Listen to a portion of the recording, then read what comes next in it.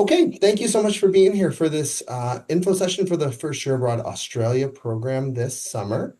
And my name is Scott Ozorowski. I work in the Study Abroad office. I help coordinate all of the first year programs on the back end, do a lot of logistics and help get things going. I also helped lead this program last year, so I know the program really well. I'm going to turn it over to Ginger Hoffman and David Strang, who are going to introduce themselves, and then we'll go from there. Yes, hi everybody, welcome. So I'm one of the co-leaders of the program. I'm a professor of anthropology. I've been at DePaul for a long time, and I'm really happy to have this great adventure with you in Australia. And where are you right now, Ginger? Oh, and I am currently in study abroad for a term long in Merida, Mexico, something that I highly recommend you consider. So I'm here with DePaul students and they are doing homestays. They're taking actually 3 classes at Wadi. That is the Universidad Autónoma de Yucatán. So the local university. We're in southern Mexico. So they're taking 3 classes at the university here. One is in English and 2 are Spanish language classes, and then they take a class with me, which is an anthropology class. Yeah. Great. David, go ahead. Hi there, I'm David Strang. I'm an assistant director for leadership annual giving and advancement, so I fundraise here at DePaul, but I'm the staff professional for the Australia group, so I'm going to be helping Ginger with all of the global hour stuff and figuring out how these students get from point A to point B and back safely. All right. So we're going to move forward and kind of go through the next slides, and then we'll take any questions as well along the way. So here we go. All right, so in terms of the coursework, I'm going to give a quick introduction here, and then I'll hand it over to Ginger to do the next few slides. So with this program, you take a focal point seminar, which is LSP 112, and that's a class that you'll take in the spring quarter. That is a required first year class for most majors, not all majors, but for most majors. It's tentatively scheduled to be meeting Tuesdays and Thursdays during the spring quarter at 1 o'clock from 1 o'clock to 2:30. So as you are planning your spring quarter schedule, please make sure to leave that space clear because that will be the class time that it will meet. There will also be a 2 credit LSP 250 class that is part of this in the spring quarter as well. You don't have to worry about a time for when that will meet. It doesn't actually physically meet during the spring quarter. That's the additional 2 credits that you get for the experience abroad in Australia for those couple of weeks. So there will be some assignments along with that, like reflection journals and a final paper that you'll turn in after the Australia experience. But just so you know, it'll be 6 credits that are on your schedule for that spring quarter. These are not classes you can register yourself in. Once you apply for the program, if you're accepted and you decide to move forward, I and the Study Abroad office will get you registered in those classes, just kind of leave some space in your schedule for them. If you happen to have a major where a focal point seminar is not required, there are a handful of majors that don't require this. You can totally still do the program. You'll be able to get experiential learning for the program instead, or it can go towards electives. If you're an honors student, you actually will get honors 102 credit and experiential learning credit. So that's how that works. So I'm going to turn over to Ginger to talk about the class, and then we'll go through a few slides about the time in Australia. All right, terrific. Thank you, Scott. So yes, so these programs always have a topic, and our topic is the study and the history, culture, and politics of Indigenous communities. A serious topic, a much needed one. We will have a conversation in the spring quarter about indigeneity and indigenous culture in Australia as well as in the United States. So there's going to be some compare and contrast, discussing similarities and differences in the histories of indigenous people. The reason why I do it like that is because because some of the history of indigenous people in the Americas is very painful. It's also painful in Australia, and I don't want students to walk away with sort of this idea, oh, this happened in Australia. Australia, just like the United States, is a settler colonialist nation state, so that's why I have it like that. You can go to the next slide. So, in addition to this serious topic, we're also going to have some fun and we will visit some breathtakingly beautiful places. Australia is both a continent and a country, and all its major cities are on the rim of the country, meaning they have beautiful beaches. They're right on the ocean. They often, like as you can see here in Melbourne and Brisbane as well, they have a river that runs through it, and that's historically also really significant in terms of how people traded with one another and brought goods through those various rivers. And so, so these are the two places that we will visit. It is Melbourne first and then Brisbane second, and there you have them. Melbourne is down in this southern part, as you can see there on that little star, and Brisbane is up in Queensland.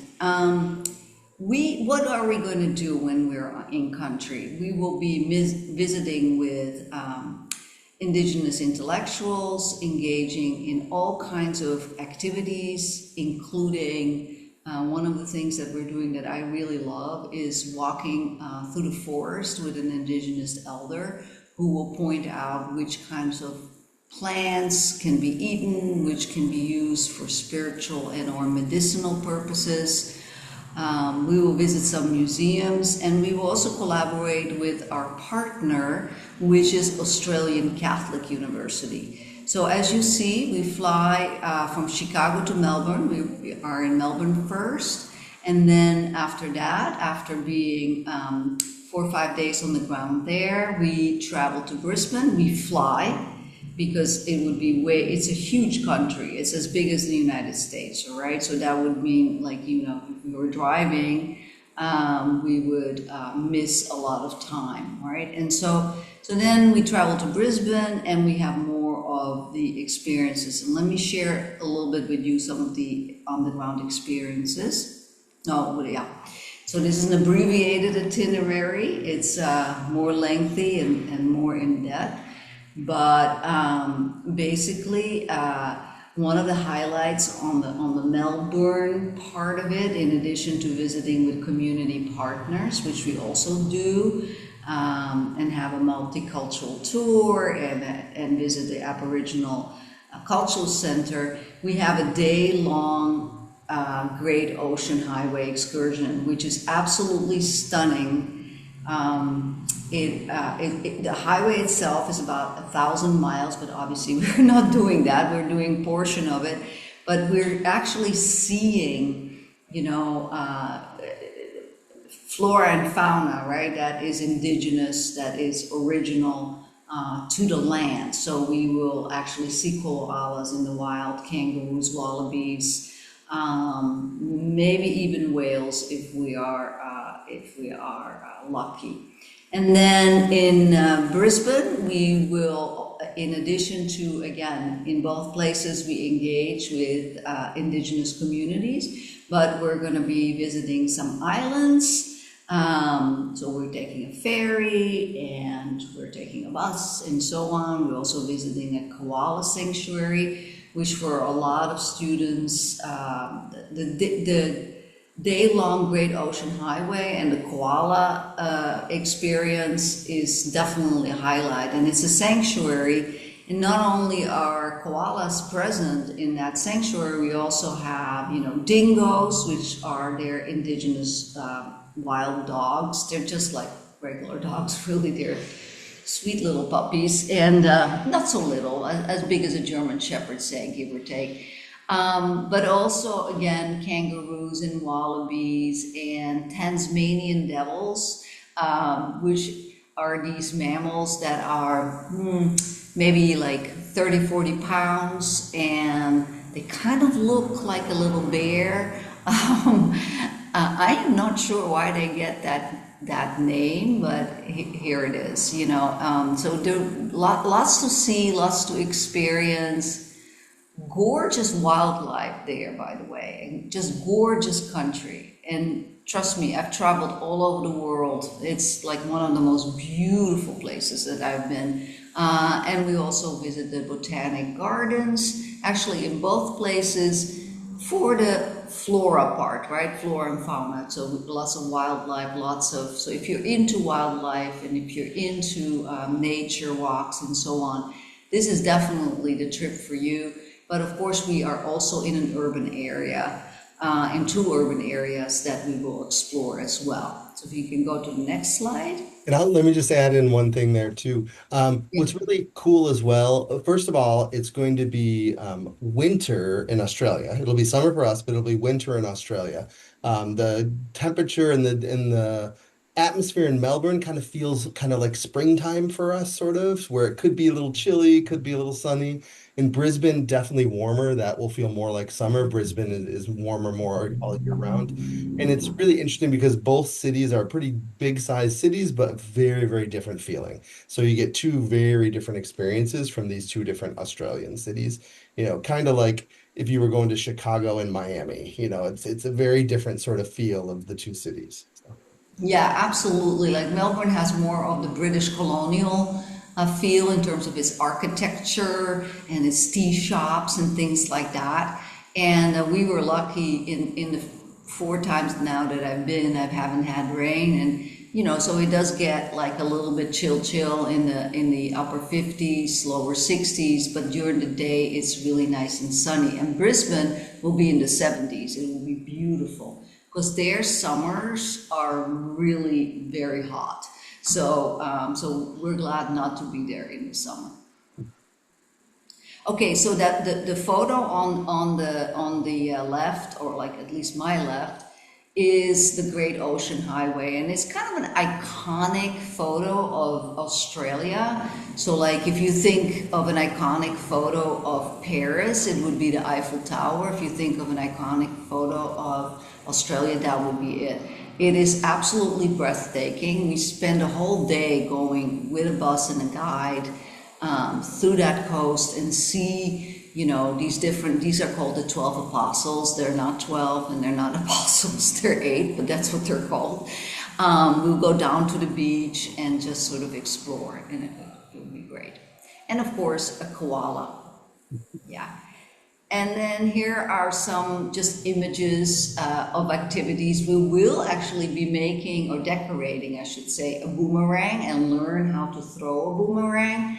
We will be doing some indigenous dancing, and we will also learn about indigenous art. and indigenous music too. Yes, and indigenous music as well. The didgeridoo, yeah, exactly. Yeah, and this is again some images that represent, you can't really. I don't like taking photos of people unless they're students and I have their consent. So these are kind of like stock images, but they're true to what we're going to be experiencing. All right. Well, I'm going to talk the last couple slides here. I'm not sure for either of you if you have applied yet or not, but the application deadline is February 1st. So if you have not gotten your application in yet, please go to the Australia website, click on the Apply Now button, and get the application started. It's a pretty straightforward application. There's just kind of 5 or 6 questions where you do a short answer for each one, and then hit the Submit button, and that's all you have to do. And then once that is done, David and Ginger will be getting in touch with everybody in the next couple of weeks who has applied to do a brief interview. And this is not like a formal put on a tie interview. It's going to be on Zoom. It's going to be in small groups, just a chance to get to know you a little bit, and ask any questions and have you ask questions if you have any questions about the program. In terms of scholarship funding, we do have scholarship funding available for these first year abroad programs. There is no separate application. As long as you apply for the program by February 1st, you'll automatically be considered for our first year abroad scholarship funding from the Study Abroad Office. Those smallest scholarships start at $1,000, and they can go up to the full cost of the program almost. And we determine these scholarships on two things. One is on your financial need. We talk with the financial aid office and get your information from your FAFSA, and then GPA in terms of your grades. So for students who have high financial need and strong grades, they're going to be the most likely to get the most scholarship funding. We do as well as we can to try to provide as much funding as we can to as many students who need it. So what will happen then is you will find out if you've gotten a spot on the program sometime in kind of mid to late February. And then once we tell you that and tell you if you get a scholarship and if so, how much it's for, you'll have a week or two to think about that and get back to us and let us know if you want to move forward or not. If you don't, then there's no penalty at that point. We give you a couple of weeks to make your decision. So I always tell students if you're on the fence, apply, see what happens, and then go from there. And then, as I mentioned before, we will get you registered at the classwork. You can't register for the class on your own. In terms of cost, the cost of the program fee is $4,400.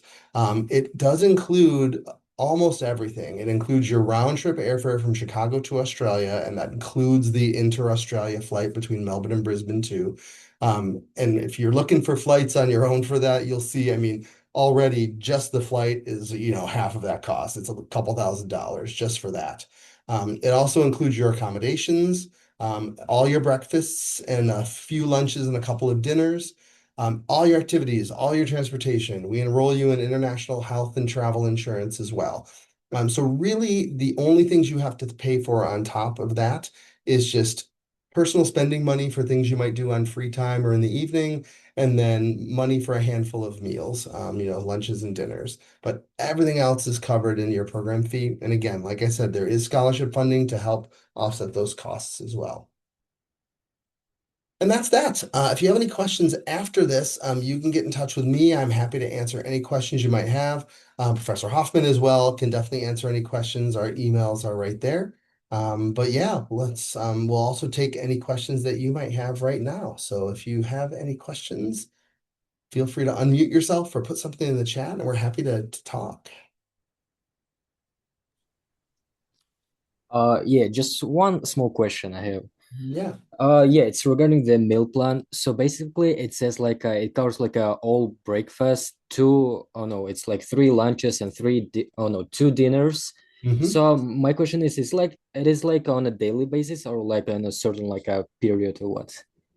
So basically, in this program, you're going to be gone for about a week and a half on the ground there. So at the hotels that you stay at, there will be breakfast served every morning. So your breakfasts are taken care of at the hotel.